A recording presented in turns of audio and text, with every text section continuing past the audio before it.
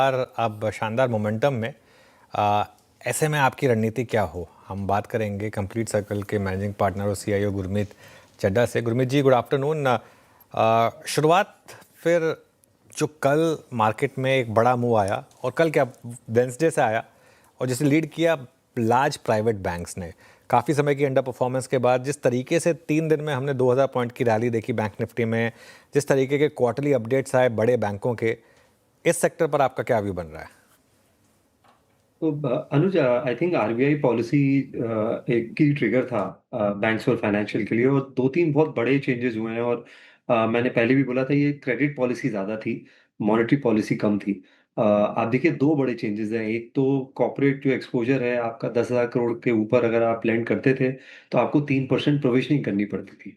मतलब अगर मैं किसी कॉर्पोरेट को 20,000 करोड़ का लोन दे रहा हूँ तो एडिशनल 10,000 करोड़ पे 300 करोड़ की प्रोविजनिंग करनी पड़ती थी, जो कि एक तरीके का डैम्पनर था। तो वो एक लिमिट हटी है और बैंक को अपना ड्यू डिलिजेंस करना है। तो मुझे लगता है जो कॉर्पोरेट लोन बुक वगैरह बैंक्स और फाइनेंशियल देखें, रिटेल लोन बुक बढ़ रही थी, कॉर्पोरेट लोन बुक जो है धीरे धीरे कम हो रही थी। वो मुझे लगता है उसमें एक एक नई तेजी मिलेगी। इसके अलावा एक्विजिशन फाइनेंस अलाउ किया है। अगर कुछ आप बड़ा एक्विजिशन करते हैं तो बैंक उसको फाइनेंस कर सकते हैं, उसमें काफी रियायत दी गई है। तो मुझे लगता है ये दो बहुत बड़े ट्रिगर हैं कॉर्पोरेट लोन होंगे, क्योंकि बैंक बैलेंस शीट साफ हुई है, कॉर्पोरेट बैलेंस शीट डीलेवरेज है। तो एक बड़ा ट्रिगर हो सकता है, जैसे जैसे डिमांड रिवाइवल होगी, केपेक्स, प्राइवेट केपेक्स आएगा। तीसरा, रिटेल लेवल पे भी जैसे लैस है, 20 लाख की लिमिट थी बैंक की, वो 20 साल पहले सेट हुई थी, अभी उसको 1 करोड़ किया है। तो एक तरीके से कैपिटल मार्केट के लिए भी फेवरेट है। तो मुझे लगता है फाइनेंशियल्स में रिस्क वेट्स कम हुए हैं इंफ्रास्ट्रक्चर को लेके। तो आपको जो क्रेडिट ग्रोथ है ये सरप्राइज कर सकती है अगर डिमांड बनी रहती है फेस्टिव सीजन में। इस करके हमने बैंक्स में भी तेजी देखी है, एनबीएफसीज में भी तेजी देखी है, और ओवरऑल जो इंफ्रा लेंडर्स हैं उसमें भी थोड़ी सी तेजी आई है। तो हम कंस्ट्रक्टिव हैं अनुज इस पे। हमें हमें लगता है कि अगर निम बॉटम आउट हो गया इस क्वार्टर या कम प्रेशर आया निम्स पे तो एक थोड़ा सा फर्दर री रेटिंग आ सकता है। तो निम नंबर बहुत इंपॉर्टेंट है। तो जो गोल्ड बेस्ड एनबीएफसी है वहां से जो रैली शुरू हुई थी, अब वो थोड़ी सी ब्रॉड बेस्ड होती दिख रही है। Okay. Gurmeet ji, good afternoon. Market at days high, शानदार रैली पिछले कुछ 3 सत्रों से हम देख रहे हैं मार्केट में, लेकिन एफआईज की बिकवाली बंद नहीं हो रही। जहां डीआईज आप देखें काफ़ी कॉन्फिडेंटली वो बेट कर रहे हैं। एफआईज की ओर से वो रुझान कब तक देखने को मिलेगा, क्यों, और सबसे बड़ा सवाल क्यों एफआईज की तरफ से ये बिहेवियर हमें देखने को मिल रहा है?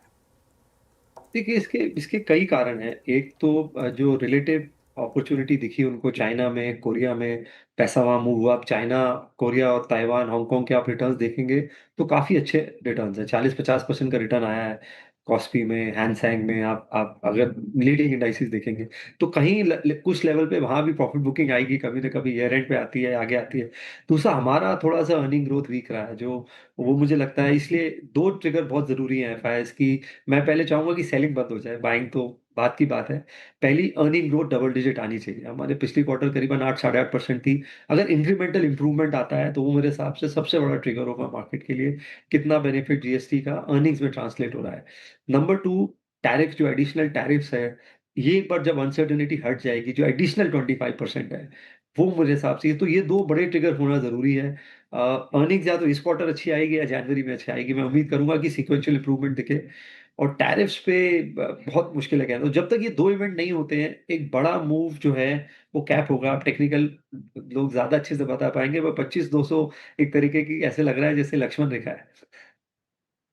ओके, अच्छा गुरमीत, नमस्कार, वीरेंद्र बोल रहा हूँ। ये एलजी इलेक्ट्रॉनिक्स के आईपीओ पे आपका व्यू क्या है? आई मीन, जस्ट एक सेंस देना चाहता हूँ। अभी कुछ देर पहले हम इसका कंपैरिजन कर रहे थे। I mean, strong bottom line देते हैं ये। बाकी प्रोडक्ट प्रोफाइल तो खैर आप और मैं सभी जानते हैं। यहाँ पर हुंडई इससे पहले की लिस्टिंग थी, उसने भी आई थिंक देर सवेर अच्छा पैसा बना के दिया। इस बार की ऑटो की रैली में उसने पार्टिसिपेट किया। आपका टेक, और इस स्पेस पे रेस्ट ऑफ द स्टॉक्स पे क्या इम्पैक्ट पड़ेगा आपका इस पे?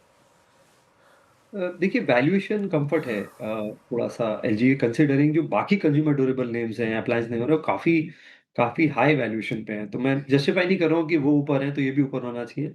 आई थिंक एक जो इवेंट हुआ है जीएसटी का, उसका बेनिफिट मिलेगा। फेस्टिव सीजन है तो अर्निंग मोमेंटम अच्छा आ सकता है स्टॉक में, इस क्वार्टर में भी और अगले क्वार्टर में भी। तो मुझे लगता है कि आईपीओ अच्छा करेगा, हालांकि पूरा ओएफएस है।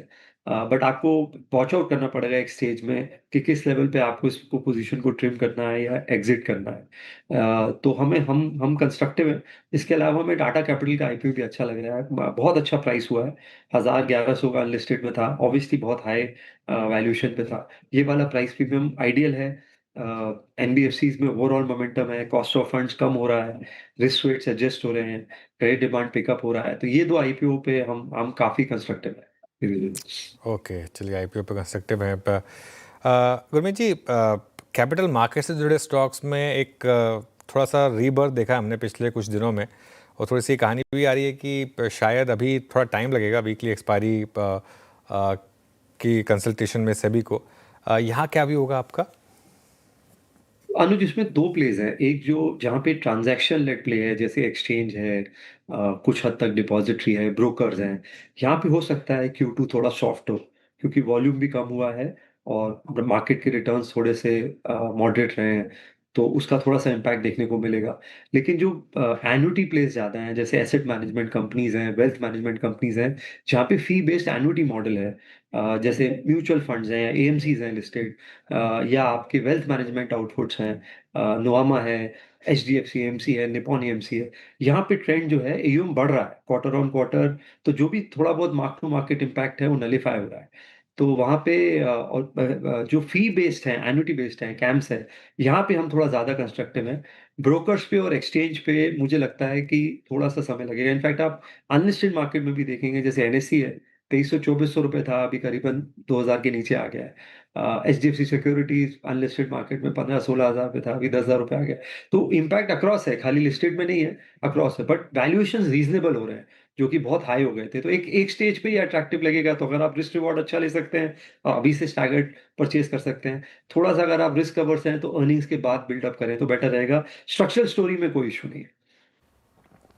ओके, ये आपका व्यू कैपिटल मार्केट स्टॉक्स के ऊपर। गुरमीत जी, आईटी स्पेसेस ने कुछ सत्रों से चलना शुरू किया। कल का भी आपको सेशन याद होगा, हालांकि आज फ्लैट है क्योंकि इन्फी थोड़ा दबाव बना रहा है, लेकिन मिड कैप आईटी स्पेशली मैं अगर बोलूँ, परसिस्टेंट, कोफोर्ज, एम्फेसिस 1 से 1.5% की रैली के साथ कर रहे कारोबार। तो क्या अब सवाल उठाएं कि अब अच्छे दिन आने वाले हैं आईटी के? देखिए, मेरा ये मानना है कि एआई एडॉप्शन में, इम्प्लीमेंटेशन में 1-2 क्वार्टर लगेंगे, शायद ज़्यादा भी लग सकता है। और अभी भी मुझे 2-3% से ज़्यादा सीसी जो कांस्टेंट करेंसी ग्रोथ नहीं दिखती है ना, बेस्ट केस सिनेरियो। और उसमें अगर आप स्टॉक को अराउंड 20 टाइम्स दे रहे हैं, तो मेरे ख्याल से वैल्यूएशंस भी फेयर प्लस है, चीप नहीं है। तो सिर्फ टैक्टिकल अपॉर्चुनिटी बन सकती है, अगर मान लीजिए टैरिफ डील हो जाती है, यूएस के साथ डील हो जाती है, तो एक थोड़ा सा जो कोरिलेशन रहा है नैस्डैक के साथ, वो हो सकता है थोड़ा टैक्टिकल बाउंस करे। बट ओवरऑल हम अंडरवेट है आईटी पे। 5% भी वेटेज नहीं होगा पोर्टफोलियो में, स्पेशली आईटी सर्विसेज को। थोड़ा जो प्रोडक्ट ड्रिवन है, आईपी ड्रिवन आईटी कंपनीज है, मिड कैप आईटी कंपनीज है, वहां पे आप एक आध क्वार्टर के बाद कंस्ट्रक्टिव हो सकते हैं। अभी फॉर द टाइम बीइंग वहीं पे एंकर रही है जहाँ पे अर्निंग सपोर्ट है। जहाँ पे अर्निंग सपोर्ट नहीं है, जैसे टेक्सटाइल्स है या आईटी है, या जो भी इम्पैक्टेड सेक्टर्स हैं, वहां पे थोड़ा सा लाइट रहना मेरे हिसाब से बेटर रहेगा। बिल्कुल एग्जिट मत करिए, बट थोड़ा लाइट रहे। ओके, अच्छा, ये जो आखिरी शब्द इस्तेमाल किया आपने, वहीं से एक सेक्टर को पिक कर लेता हूँ मैं। ये लिकर स्पेस पे आपका व्यू क्या है? अच्छा पैसा बनाया पूरे स्पेस में। एक यूएसए को आप छोड़ दीजिए तो सब में अच्छा पैसा बनाया। आपके पीएमएस में है कुछ यहाँ पर? तो हमने हमारे इन्वेस्टमेंट यूनिवर्स में यूनाइटेड स्पिरिट्स है, और हमने टैक्टिकली कुछ समय पहले जब इंद्री बेस्ट विस्की डिक्लेयर हुआ था, पीछे ट्रैक्शन आया था, तो थोड़ा सा सोम डिस्टिलरी दिया था। बट फिलहाल एक्सपोजर नहीं है, यूनाइटेड स्पिरिट्स को हम एवेल्युएट कर रहे हैं। प्रेस्टीज और प्रीमियम सेगमेंट का मार्केट शेयर बढ़ रहा है, पॉपुलर सेगमेंट कम हो रहा है। बीच में अभी न्यूज आई थी कि आरसीबी जो आईपीएल फ्रेंचाइज है, उसका $2 बिलियन का वैल्यूएशन लग सकता है। अगर वो होता है तो एसेट मोनेटाइजेशन से फर्क पड़ सकता है कोर बिजनेस में, और कैपिटल एलोकेशन बढ़ सकता है। फेस्टिव सीजन है, तो ये क्वार्टर जो कमिंग क्वार्टर है वो अच्छा होना चाहिए। और कुछ समय से क्योंकि रिलेटिवली फ्लैट है और अंडर परफॉर्मेंस है, तो वैल्यूएशन वाइज मैं नहीं बोलूंगा कि चीप है, क्योंकि स्पेस में चीप स्टॉक मिलता ही नहीं है। तो देख सकते हैं। रैडिको खैतान भी हमें अच्छा लगता है, most from an earning momentum perspective. But अभी हमने पोर्टफोलियो में कुछ ऐड नहीं किया है। लेकिन अगर ये आरसीबी वाला इवेंट होता है, तो यूनाइटेड स्पिरिट्स में अच्छा अच्छा मूव देखने को मिल सकता है। ओके, मीनवाइल मार्केट की क्लोजिंग थोड़ी डिसअपॉइंटिंग है अब, क्योंकि देखिए 25,200 के ऊपर तक गए हम, 25,221 तक गए। तो ऑलमोस्ट वो थर्ड टारगेट तक गए, लेकिन उसके बाद थोड़ा जिस तरीके से स्लिप हुआ 25,106 तक आए हम। थोड़ा एक्सपायरी रिलेटेड है ये कूल ऑफ, वैसे घबराने की कोई ज़रूरत नहीं है। लेकिन गुरमीत जी, एक स्टॉक जिसने परेशान किया काफ़ी समय से वो है ट्रेंट। ऑलमोस्ट आधा हो गया है वो ऊपरी लेवल से, और इस बार भी ग्रोथ रेट कोई अच्छी थी नहीं। यहाँ क्या व्यू है आपका, डिप्स में बाइंग करें या फिर थोड़ा सा दूर रहें? तो अनुज, क्योंकि 30% से उन्होंने अपने पिछली एनालिस्ट मीट में 25% के लिए गाइडेंस दिया, और उस गाइडेंस के बावजूद जो ये क्वार्टर का अपडेट आया उसमें 17-18% रेवेन्यू ग्रोथ आई है। तो कहीं ना कहीं हाई बेस इफेक्ट आ रहा है, कहीं ना कहीं थोड़ा सा हमें ग्रोथ में स्लो डाउन दिख रहा है, कंपनी में स्लो डाउन नहीं है। तो और स्टॉक ट्रिपल डिजिट पी में था, तो वो बेस्ट जो जो बजाज फाइनेंस के साथ हुआ, कंपैरिजन शायद फेयर नहीं है, या एवेन्यू सुपरमार्ट के साथ हुआ 2 साल पहले, जब आप हाई बेस इफेक्ट पे आते हैं और वो ग्रोथ सस्टेन नहीं कर पाते हैं, तो जो पहले आपकी री रेटिंग हुई है वो थोड़ी सी डी रेटिंग होती है। तो मुझे नहीं लगता कंपनी में कोई ऐसा इशू है, थोड़ा सा ग्रोथ मल्टीपल का एडजस्टमेंट है। तो कहीं ना कहीं ये इस बैंड में 4,000 से 5,000 के बैंड में स्टेबलाइज होगा। और क्वार्टरली अर्निंग्स के बाद अगर गाइडेंस अच्छा देता है और मैनेजमेंट मेंटेन करता है 25%, क्योंकि अच्छा कंजम्पशन प्ले है और लोअर एंड कंजम्पशन प्ले है, मेरे हिसाब से अच्छी अपॉर्चुनिटी बन सकती है। तो मैं अर्निंग्स का वेट करना चाहूंगा अनुज, और गाइडेंस का वेट करना चाहूंगा कि वो 25% अभी भी मेंटेन करेंगे जो उन्होंने पिछले एनालिस्ट मीट में बोला था। ओके, अर्निंग्स और गाइडेंस का वेट करेंगे। वैसे अगर इसी स्पेस में रहूँ मैं गुरमीत जी, तो टियर 2 टियर 3 फोकस जो कंपनीज हैं जैसे कि V2 रिटेल हो गया, विशाल मेगा मार्ट, क्या ये बेहतर स्थिति में आपको नजर आते हैं? यहाँ पर ज़्यादा एक्सपोजर होना चाहिए इन्वेस्टर्स का, और आपने भी क्या इसको, इस पूरे स्पेस को ऐसे नेविगेट किया है? कि हमारा कंजम्पशन में आपने अभी एक आरबीआई का डेटा देखा होगा, सबसे ज्यादा जो लोन लिया गया वो ट्रैवल के लिए लिया गया, जो न्यू जनरेशन है, जेनजी है। तो हमारा फोकस थोड़ा सा कंजम्पशन में ट्रैवल और हॉस्पिटैलिटी पे ज्यादा है।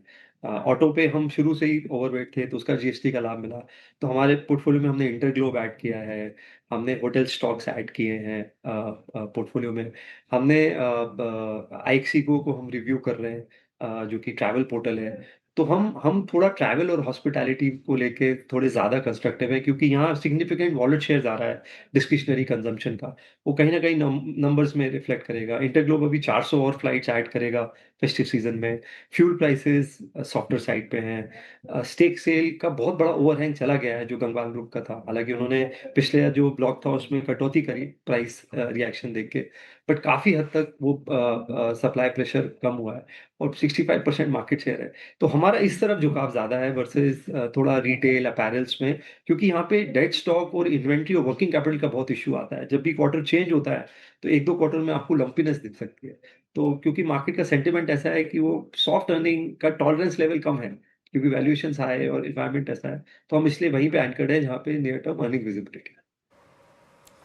ओके गुरमीत जी, बहुत बहुत शुक्रिया आप इस कार्यक्रम में शामिल हुए। आज सभी सेक्टर्स पर अपने विचार, अपनी राय रखी है आपने।